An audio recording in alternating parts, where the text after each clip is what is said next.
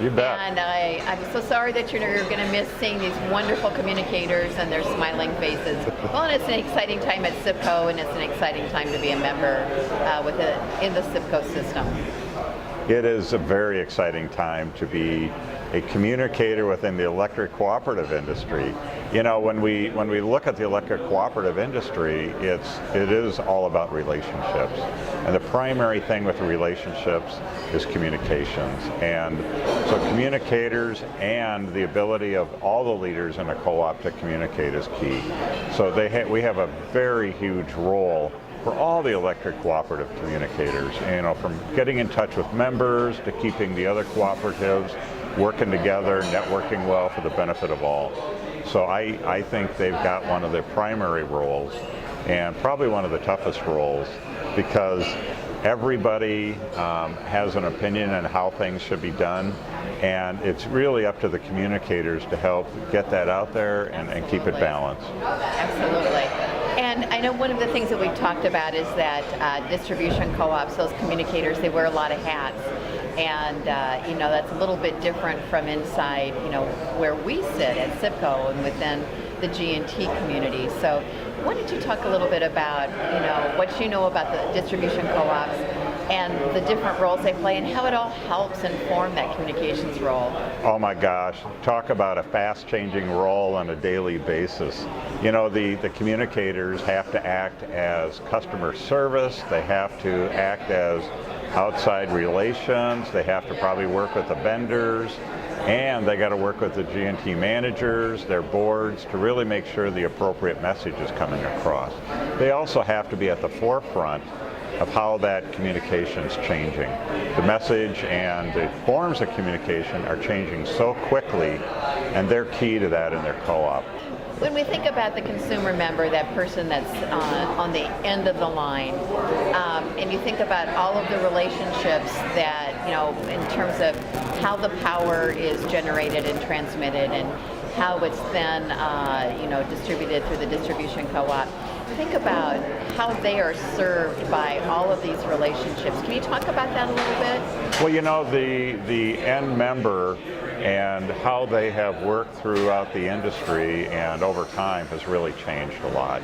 You know, we look at our founding members, and they did not take electricity for granted. It was new, they were thrilled with it, they participated in it.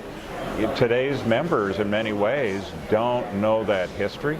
They don't understand a lot of times where their power comes from or how it's getting to them and how important the cooperative is to them. And it's really up to one of the big roles of the communicators is to keep continuing to get to the member to help them really understand the importance of it, the importance of that role, and what it really means to them into the future. And it can be anything, not only the electricity served, but, you know, how is their daily lives affected by this?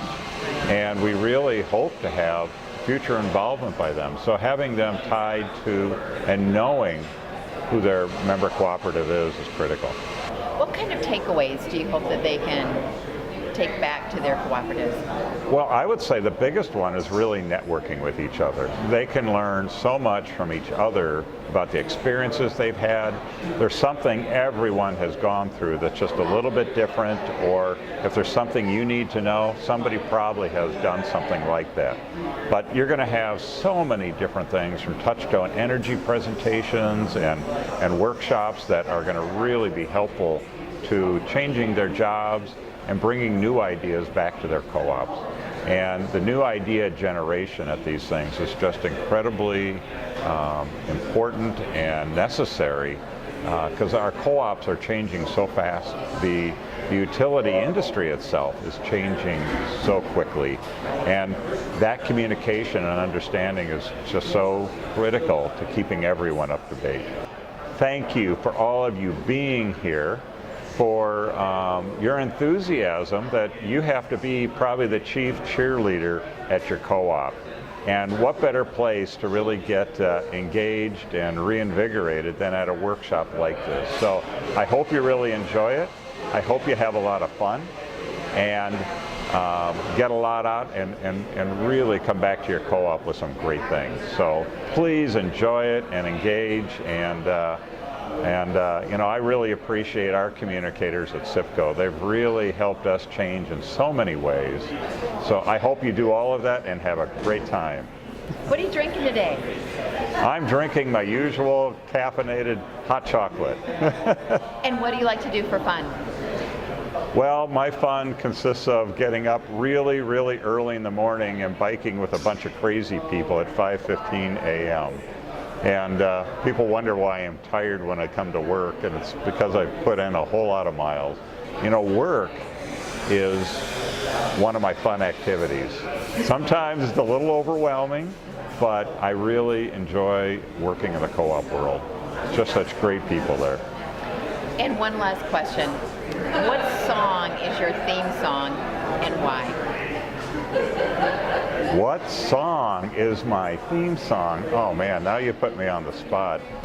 Yeah, Working for a Living. It's kind of a theme song of mine, and I just really enjoy it. But it's one of these things where probably me and my family loves to work hard and play hard, and even my kids have picked up on that. So I don't know how that rubbed off on them, but it somehow did. Well, thank you so much for this today, Bill. Oh, you bet. Well, thank you, Dawn. This is a great opportunity for everybody, and thank you and the people at CIFCO for being a part of it too. Working for a living, living and a working. I'm taking what they're giving 'cause I'm working for a living.